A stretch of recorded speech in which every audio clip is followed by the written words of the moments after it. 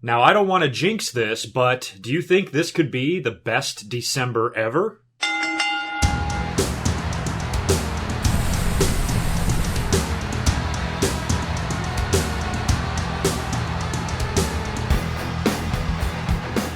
What is up? GoodMicWork back at you with what will probably be a shorter than normal commentary this week. I just need to come up here briefly and give you guys a quick rundown and synopsis of what we saw in this past week's Monday Night Raw and Smackdown for December 5th and 6th, 2016, and kind of give you opinions on both shows. And, you know, both shows were decent this week. I think Raw was much better than Smackdown, but still nothing too earth-shattering took place. So I want to kind of just give you a quick commentary and then get back to working on what I'm working on for the end of the year. And that, of course, is my big Q&A. That will be my final video of 2016. I've been mentioning that in recent commentaries lately. There is still time if you would like to participate in this. Most of my questions have been selected, but if you want to still send one, there is a chance I could include it in the video. So send all your questions to goodmicwork@gmail.com. You're also more than welcome to send a video or audio question as well, and I will try to use it. Also, I want to let everybody know and thank everybody that stuck around through the duration of my TLC results video. At the end of the video, I did mention some of the problems that YouTube has been having lately that is affecting a lot of YouTubers, and myself included. I feel like my subs have completely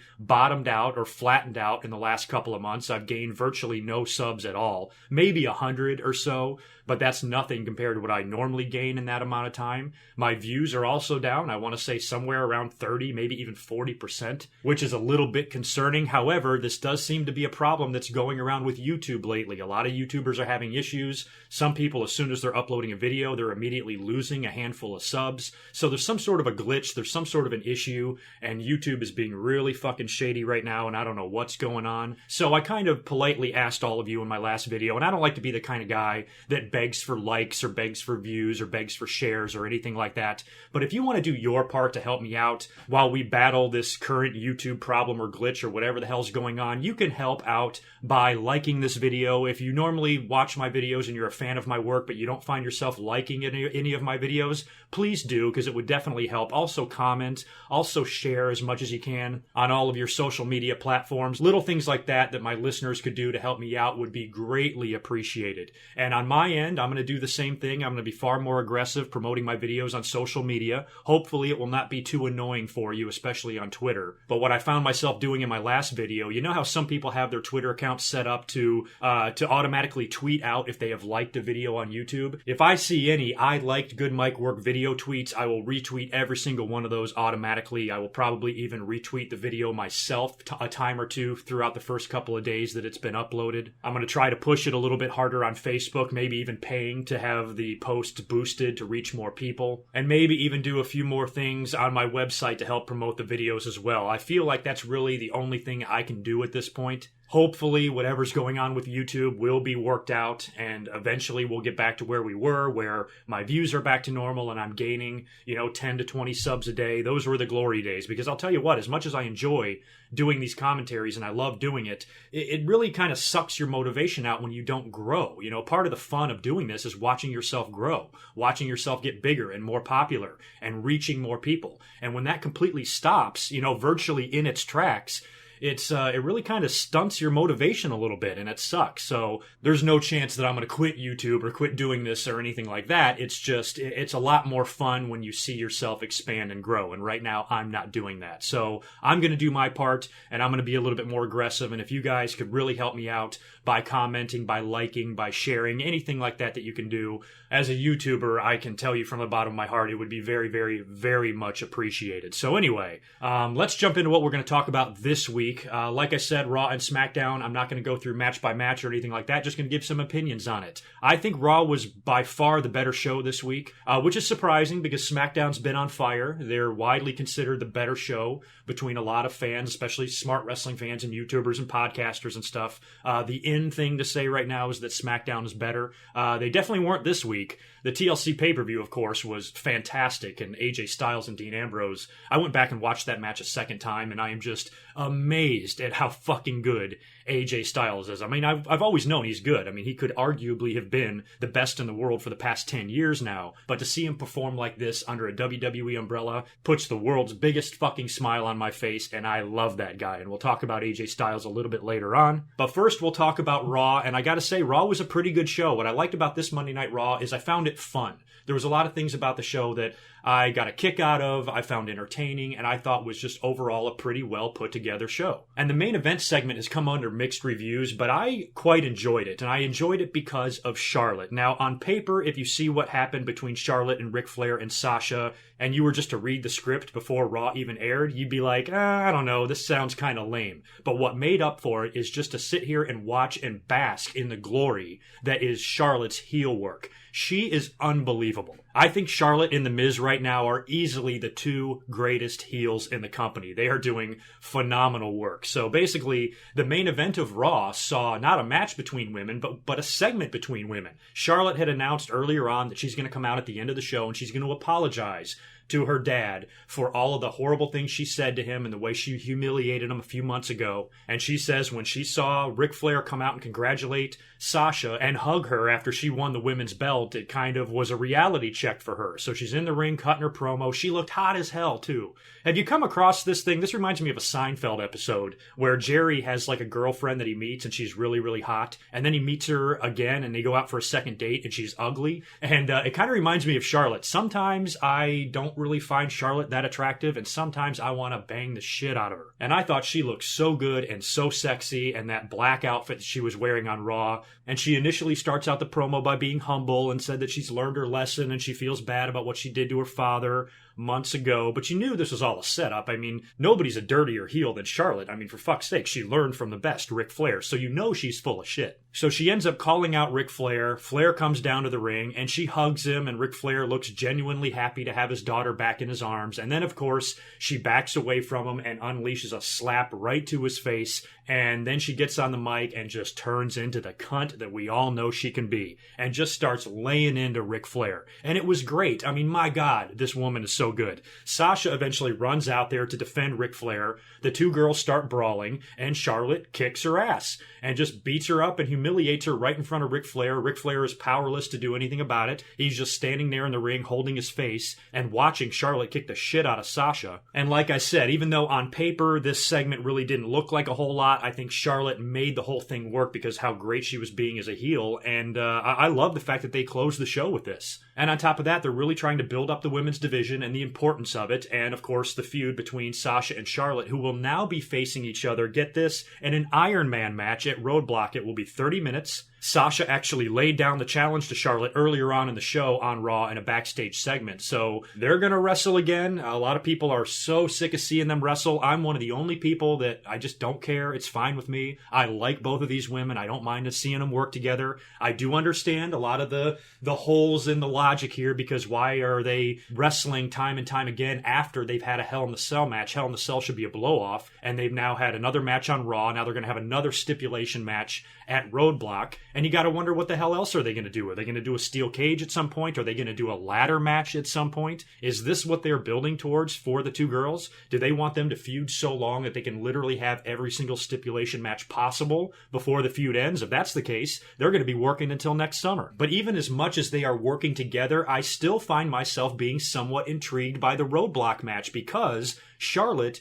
has been unstoppable on pay-per-view, and Sasha has been winning all of her matches and having all of her big moments on Monday Night Raw. So now we're coming up to another pay-per-view, which is where Charlotte is normally at her strongest. Are we going to see Charlotte take the belt off of Sasha again? And then if we do, and Charlotte walks out of Roadblock as the women's champion, that means the whole cycle starts over again, because Sasha is going to want a rematch. She's going to be entitled to a title rematch because of the rematch clauses or whatever the fuck. And then they're going to work again at the Royal Rumble. And then what do you do? Do you have a ladder match? Do you have a tuxedo match, an evening gown match? Do you have a Judy Bagwell on a pole match? What the hell do you do between these two girls at the Royal Rumble if you have another title change here at Roadblock? And if this is going to be the end of this very, very long and storied feud between the two, is Roadblock the platform to end it? I don't know if it is. You would think that the girls finally have to go their separate ways at like a bigger event, like a Royal Rumble. So I almost think no matter what happens at Roadblock, we could see another match between the two. Although,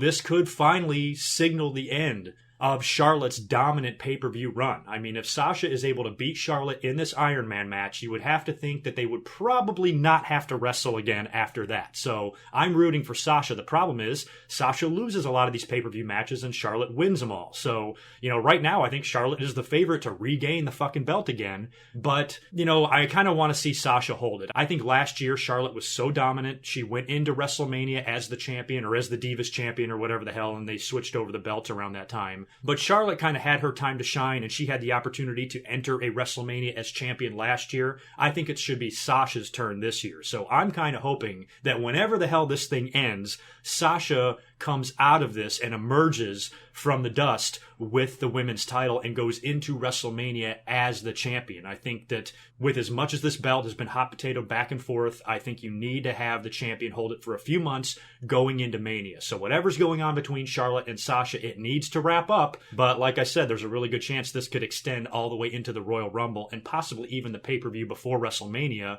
before they finally kill the feud. And then when you think about WrestleMania, what kind of a women's title match they are going to have, it's most likely going to be another multi-woman match. There's been talk of having the 4 horsewomen reunite. We could definitely have some interference in the Charlotte and Sasha Iron Man match at Roadblock. That's a definite possibility. So there's lots of variables here, and there's lots of factors, and there's a lot of things we could think about. But I'm not really going to complain about the WWE treating the women's division seriously. I mean, with all these matches and the time and the promotion that they're giving to Charlotte and Sasha, to complain about how many times they're working together, to me seems almost petty. Yeah, I get it. I understand it. Don't get me wrong. I completely agree with you in a lot of ways, but I always reference back to what we were dealing with the women's division 10 years ago and how shitty it was. I will take Charlotte and Sasha wrestling every day than to have the 25 divas that we had 10 years ago in the WWE. Let me know your opinions and your ideas. What do you think they're going to do? What kind of finish are they going to do? Are they going to go the whole 30 minutes without a fall? Or is each girl going to get a couple of falls on the other one? Are we going to have some interference? Is Ric Flair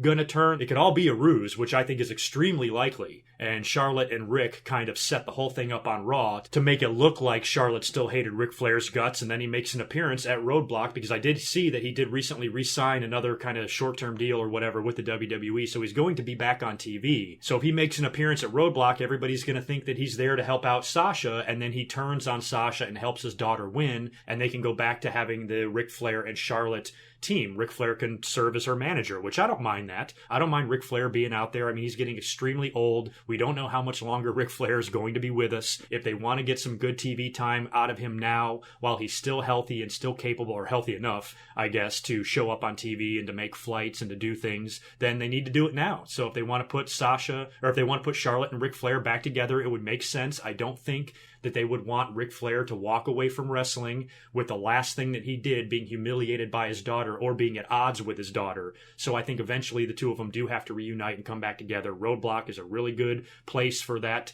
to most likely happen. And it would be cool if Sasha kind of knew. Like, what if Sasha was smart enough in storyline to see this coming and say, you know what, these two fuckers think they're going to fool me. I'm going to be ready for this if they try to pull some shit at Roadblock. And it would be cool if Ric Flair came out there to help Charlotte and Sasha saw it coming and drop kicked him off the apron or whatever. Who knows? Lots of different things they could do at Roadblock. But right now I'm a little bit nervous that Charlotte's probably going to win the belt back and Ric Flair will be back by her side. And we're going to have to go through another match between these girls at the Royal Rumble, or possibly on Raw. What if they do that? What if Charlotte wins at Roadblock and then Sasha wants her rematch on Raw like the next week? And right before we cross over in 2017, Sasha wins the belt back again for the 4th time on Monday Night Raw, winning 4 WWE women's titles, all on Monday Night Raw, all within the year of 2016. That would be pretty unprecedented as well. So anyway, that is basically my opinions on the women's division and the women's title match and feud right now. Moving on to the other big main event feud that's going on Raw. Now, the show opened with a Seth Rollins and Kevin Owens promo. Now, Rollins is out there and he's pissed off. He's even calling out Triple H, which at least somebody is acknowledging that Triple H originally came back and helped Kevin Owens win the title. You got to think that now that we're getting into 2017, Seth Rollins and Triple H will be on a collision course most likely at WrestleMania, especially with Seth Rollins using the pedigree and all of that. So I was happy to see that Seth Rollins even mentioned that. And Owens then comes out to the stage and starts cutting a promo on him. Rollins challenges Owens to a title match, and Owens says no because he already has a match tonight. Mick Foley setting up him and Sami Zayn to face each other later on in the show. He also says that his friend Chris Jericho has an opportunity to win the United States title as he challenges Roman Reigns for the title on Raw, and that Seth Rollins even has an opponent, and he has a match that's starting right now, and Kevin Owens introduces Seth Rollins' opponent as a returning Big Show who comes out. We haven't seen him in forever.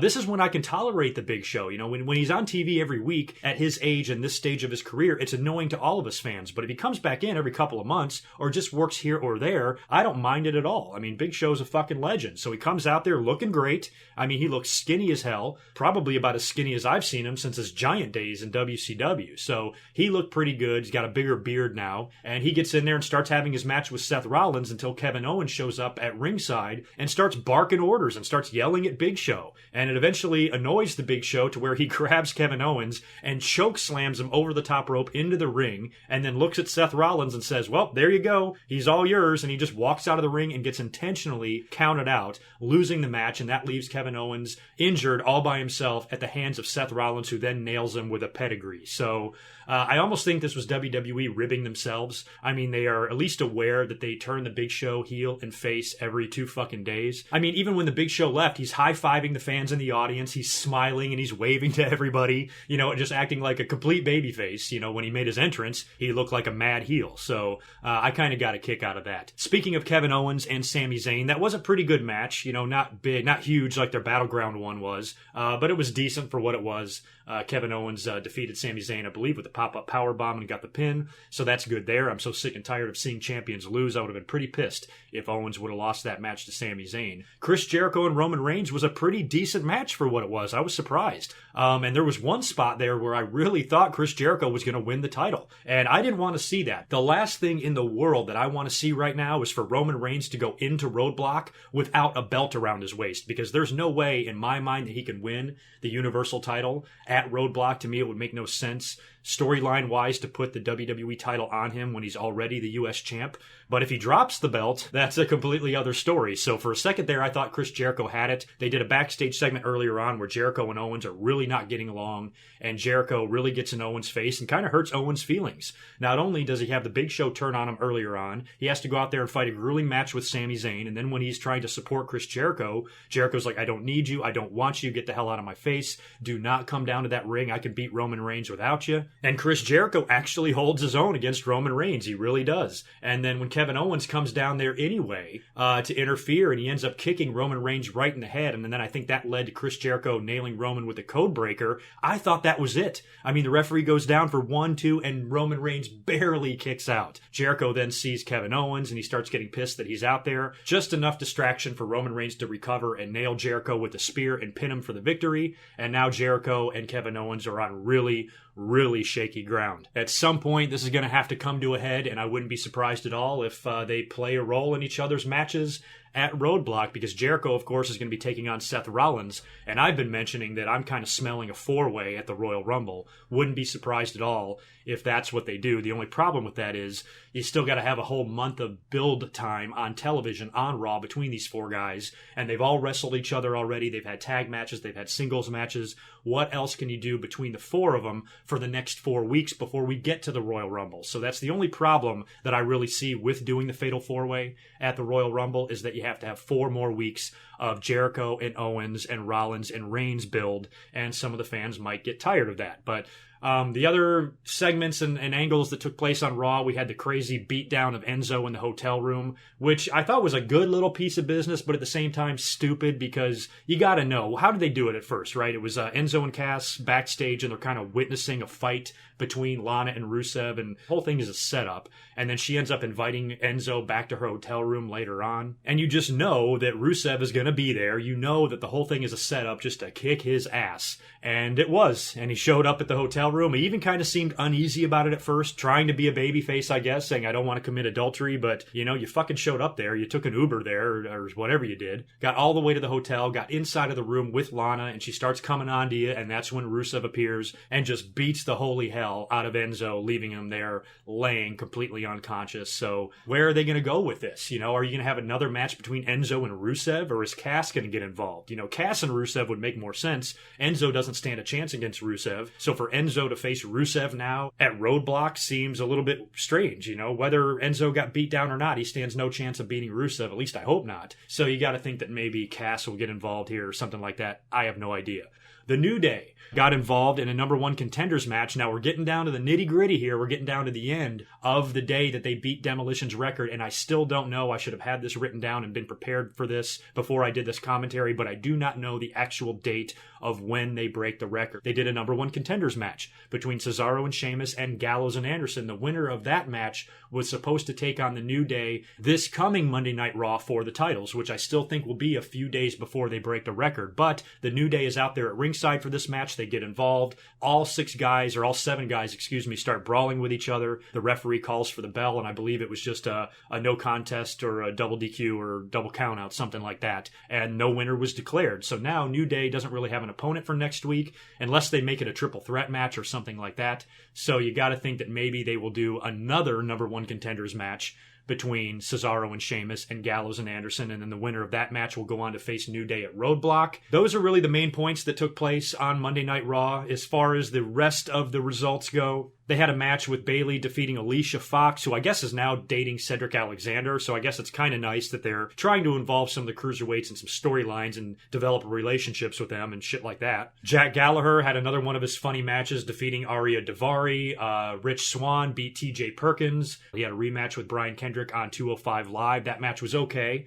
TJ Perkins was on commentary for that, and Kendrick got thrown into him, which kind of distracted Kendrick and focused his attention on TJ Perkins, which allowed Rich Swann to nail him with the spin kick or whatever in the ring and pin him and retain the belt there. So I did check out a little bit of 205 Live. It was okay, and the match between Swann and Kendrick was decent.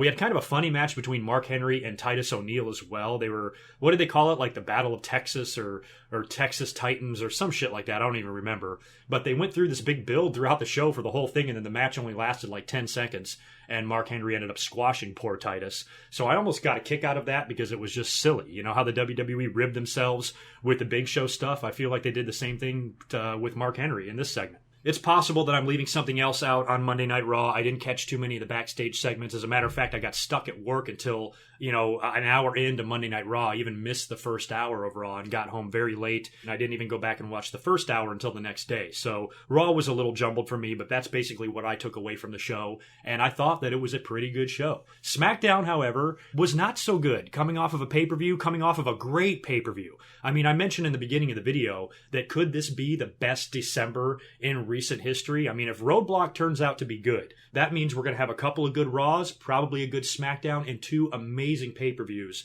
all within what I consider to be the shittiest month of the year in WWE. So I'm pretty happy so far with what I've seen from WWE in the month of December. But SmackDown really kind of fell flat coming off such a great pay-per-view. AJ Styles opened the show and he came out with a walking boot. There was the rumors that he did injure his ankle a little bit in that match with Dean Ambrose at TLC. That's a little bit concerning. He was supposed to have a match with James Ellsworth on SmackDown, but the doctors would not clear him to wrestle. Hopefully it's just a little tweak and they can keep him off some house shows and get him healthy for the Royal Rumble, because I really want him to have a big title defense at the Royal Rumble. And I am not giving up hope on AJ Styles versus The Undertaker. I mean, when you see what AJ Styles did in that match with Dean Ambrose at TLC and you think about how well Shawn Michaels worked with The Undertaker, I think AJ Styles can give The Undertaker an amazing, memorable match at the Royal Rumble. And I really, really, really want to see that happen. So hopefully it's just a mild sprain or a minor injury and will not jeopardize AJ Styles' title run in any way. So he's basically out there to tell the crowd that he will not be facing James Ellsworth. The doctors won't let him. Ellsworth then comes out, and it was pretty funny. I just love that Ellsworth is kind of changing now. Of course, we saw what he did at TLC, and I do stand corrected. In my TLC results video, I was saying, James Ellsworth turned heel. He turned heel. And a lot of you were saying, well, good mic work. He didn't really turn heel. He just wanted to face AJ Styles himself. And I guess I can see that, but still, he turned on his friend, and he pushed Dean Ambrose through a bunch of tables. To me, that looked like a heel turn, but I understand what you're saying now. You know, he just feels that he has AJ Styles' number, and James Ellsworth thinks that it is a virtual guarantee that he will be the WWE champion if he's able to take on AJ Styles. He thinks he can beat AJ, but he cannot beat Dean Ambrose, which is funny. And then James comes out and starts cutting a promo And all of a sudden, it's like he's king shit. Once he got that contract, now all of a sudden he's confident, speaking with a ton of confidence, even making fun of AJ's gimpy leg and shit like that. I couldn't believe it. And then when I watch James Ellsworth and I watch his body language and I watch the way he handles himself on the mic, I can't believe how comfortable he seems out there. I mean, this guy should be shitting his pants. He got a random opportunity as an independent worker that looks like a bag of shit, getting a segment on a WWE show, somehow getting over with the audience. The WWE decides to do something with him. Then he gets pushed. Then he gets a contract. This is like a dream come true for this kid. If it was me, I would be shitting in my pants. But Ellsworth, he's cool as a cucumber, man. He handles himself well on the mic. He doesn't seem intimidated by the stage at all. And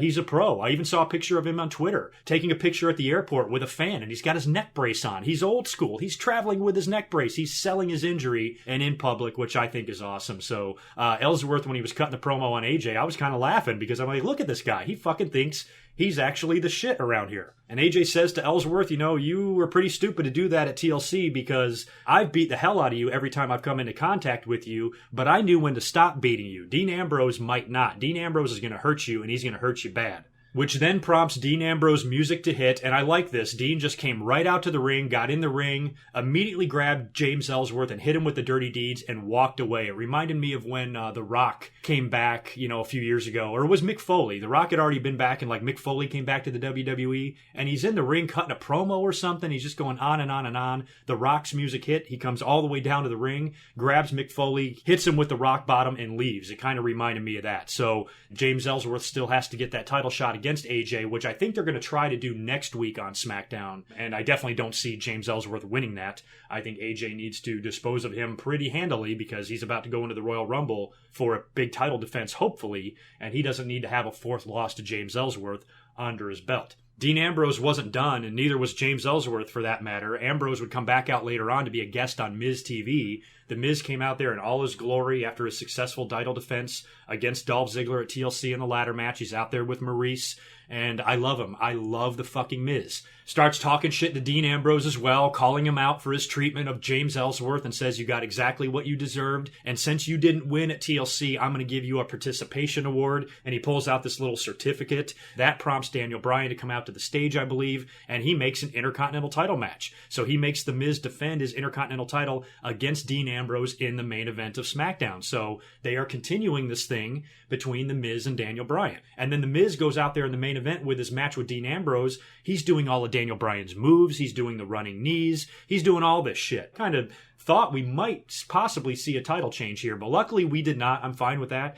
Miz can be Intercontinental Champion for as long as he wants. As a matter of fact, I would not even be opposed at this point with giving the Miz a WWE title run. This is the time where I think he deserves it more than ever. Back in 2011, it was a huge crock of shit, and it was an experiment that went horribly wrong that the WWE should have never tried. But now, given the fact that the Miz, along with Charlotte, are arguably the two best heels in the company, I would have no problem at all if they put a world title around the Miz's waist at some point. But he's IC champion right now. He's having his match with Dean Ambrose, and he survives yet again because James Ellsworth comes out there apparently to help Dean Ambrose. Apparently James Ellsworth still wants to be Dean Ambrose's friend. His argument is that Dean would have done the same thing to him. James Ellsworth only did what he had to do to help himself at TLC. He felt that he had a chance to be WWE champion if he wrestled AJ Styles, so he went out there and he helped AJ win. So he really doesn't have anything against Dean Ambrose. So he comes out there to kind of help him out a little bit, which wound up distracting Dean Ambrose, allowing The Miz to hit Dean with a skull-crushing finale and pin him, and James Ellsworth, in back-to-back days, or a 3-day span, costed Dean the WWE title and now the Intercontinental title. So now Dean Ambrose is going to be out for blood, and it doesn't take a genius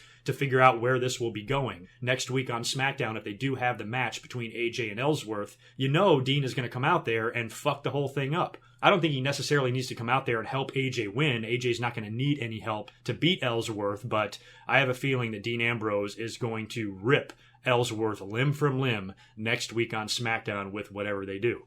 Even though this particular SmackDown episode wasn't that great, I think we should still have some decent SmackDowns in the next several weeks because the next SmackDown pay-per-view is the Royal Rumble. It is a long way away. So whatever they do with The Miz and Dean Ambrose and James Ellsworth, all of that will probably wrap up before the Royal Rumble even arrives, and that will probably all be done on SmackDown. So hopefully we'll have some good shows and some good title matches and shit like that on SmackDown. Plus, whatever's going on with The Miz and Daniel Bryan. I mentioned in my last commentary, why are they doing all of this if these guys are not going to have a match together? And the more that this goes on, the more that The Miz talks shit to Daniel Bryan, the more I'm thinking that the WWE might actually let him have a match. If they don't, then I don't see the point of all of this. So, in a way, I'm kind of excited that we might see Daniel Bryan back in the ring again, maybe for one match, get his revenge on The Miz, have that nice moment, that nice send-off that Daniel Bryan deserves and that his fans deserve. And it could be just something like that. But the way it looks right now, how do you not put The Miz and Daniel Bryan in the ring together at some point? How do you not do it? Moving on to what else we saw on SmackDown, Randy Orton and Bray Wyatt did defend their newly won tag team belts against former champions Heath Slater and Rhino. The Freebird rule apparently has been confirmed. Luke Harper, I think, will be able to defend the belts from time to time if needed. Hopefully, he will only defend the belts when Randy Orton is off of TV. Otherwise, Orton and Bray make virtually an unbeatable team. I even like their new finisher that they nailed on Heath. Bray had him in Sister Abigail position, and then he flipped him backwards right into an RKO. That was pretty cool. I like the fact that they're meshing Orton and Bray's theme music a little bit. Although, did they botch something on SmackDown? I would have sworn I heard the beginning of Orton's old theme, from like the early 2000s. But I'm a huge fan of Bray Wyatt and Randy Orton, the team. I didn't like too much of the build-up stuff to it back when they were feuding and Randy Orton was looking for Bray Wyatt backstage and Eric Rowan was lurking in the shadows and there was smoke. And then when Randy Orton finally joined the Wyatt family, like his eyes glowed, remember in that promo? Some of that silly shit I don't like. But the overall team of Bray Wyatt and Randy Orton, I think, is dangerous and potentially unstoppable and kind of scary. So I'm in favor of this alliance. I hope they hold those tag team belts for a long time, and I don't want to see Orton and Bray Wyatt break up at least until WrestleMania. You got to think that Randy Orton and Bray Wyatt will probably work WrestleMania together in a one-on-one match, so that means that we're going to get them as a team and a unit for quite a long time, and hopefully they'll hold on to those tag belts at least until February or March, right before they do the official split and build to their Mania match. But it should be good. I like the team, and I don't have anything bad to say about them right now.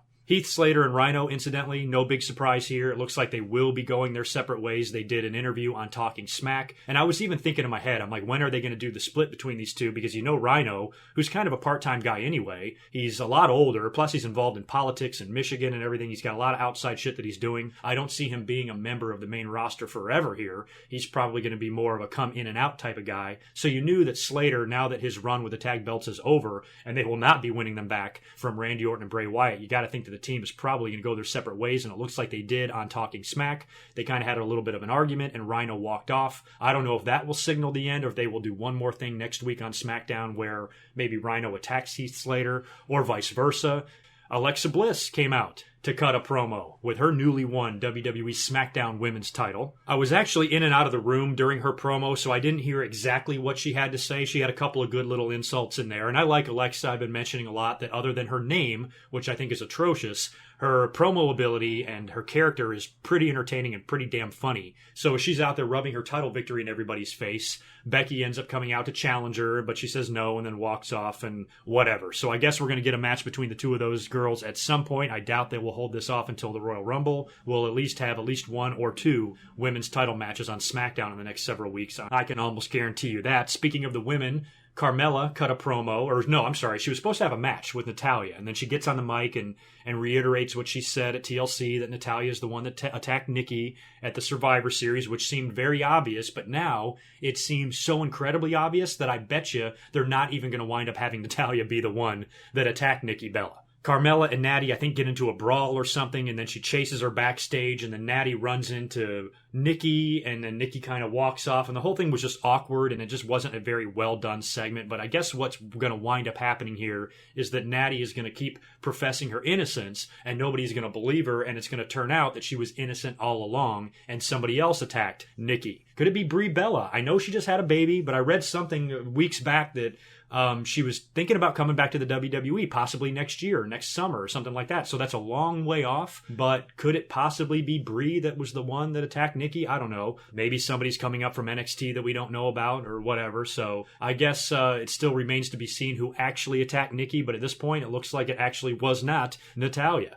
We had the Mojo Bros or whatever. What are they called? Hype Bros. I just can't stand them. Mojo Rawley is the most annoying motherfucker on that roster. Seems like he's got a good attitude. I don't don't hear anybody saying too many bad things about him, but he just annoys the shit out of me. So the Hype Bros beat the Ascension in a tag match. I missed what happened between Baron Corbin and Kalisto. I think Baron Corbin just came out there and kicked the hell out of Kalisto again. Chad Gable also beat Tyler Breeze in a singles match. And other than that, I don't have anything else written down for SmackDown. So that pretty much does it there. Like I said, for the Royal Rumble, that's going to be our next pay-per-view for SmackDown anyway. It will be a joint pay-per-view with Raw. You got to have a WWE title match, so I'm holding out hope for AJ Styles versus The Undertaker. If AJ and Taker does not happen, I think it's going to be John Cena.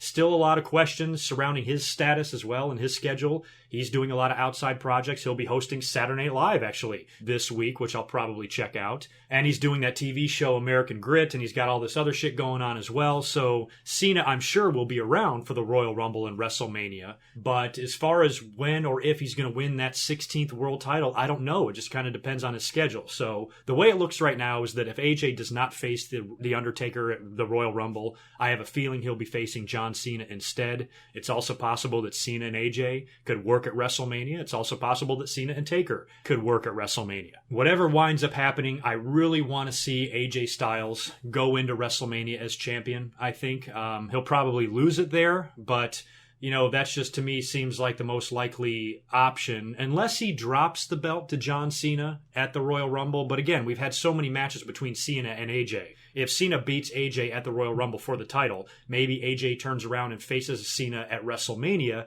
and beats him for the title, and AJ actually wins a WWE title at WrestleMania, defeating a star the caliber of John Cena. I would have nothing against that either. So I guess there's a lot of different things they could do, but I definitely think Cena, AJ, and Taker are going to have to be linked up in some way going into the next 2 or 3 WWE pay-per-views. So that pretty much wraps it up. I don't have anything else written down, I don't think. Oh, yes, I do. I'm sorry. I should have talked about this when I was talking about Raw. Apparently, Lita and Jerry Lawler have been removed from the pre-show panel and any on-air duties. Jerry Lawler is going to be no more, at least on television. He'll be making sporadic appearances, and apparently he'll still be doing the Hall of Fame on WrestleMania weekend, which is great. I don't like Lawler anymore. I love Jerry Lawler. I love his career. I think he's a legend. I have so many memories of him, but 2016 Jerry Lawler doesn't do anything for me, and I would be perfectly fine if I never saw his fucking face on a WWE pre-show again. Lita, on the other hand, I like her. I always thought she did fine. I was always a big Lita fan. I like her a lot. I think she's cool, and I thought she added,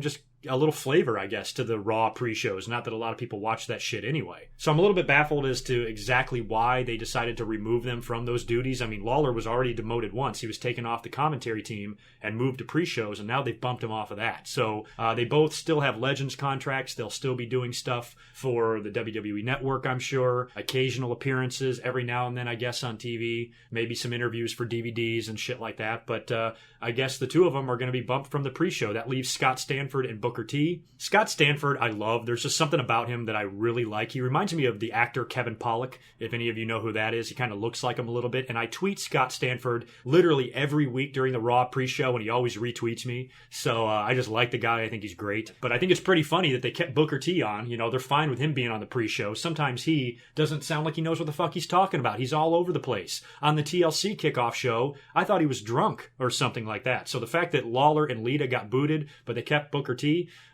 makes me laugh a little bit. But anyway, that is it for this week. I'm going to get out of here. Like I said, send me your questions for the Q&A if you would like to participate in that. You guys have a great rest of your week. Let me know all your thoughts. We're on Raw, SmackDown, TLC, the Royal Rumble, and Roadblock, and I will talk to you in just a few days. Until next time, peace.